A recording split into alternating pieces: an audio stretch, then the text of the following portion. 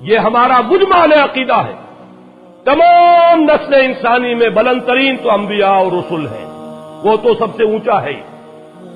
اس کے بعد امت کے اندر سب سے افضل، پوری دنیا کے اندر، امت میں نہیں، پوری نسل انسانی میں بحیثیت جماعت وہ صحابہ ہے محمد الرسول اللہ. تمام رسولوں میں افضل محمد الرسول اللہ صلی اللہ علیہ وسلم. کسی مسلمان کو کسی مکتب فکر سے تعلق رکھتا ہو اس میں شک و شبہ نہیں ہو سکتا. اور پھر غیر نبی جتنی بھی نسل آدم ہے، از آدم تا ایدم، بلکہ تا قیام قیامت، اس میں افضل ترین بحیثیت مجموعی وہ صحابہ ہے محمد الرسول اللہ.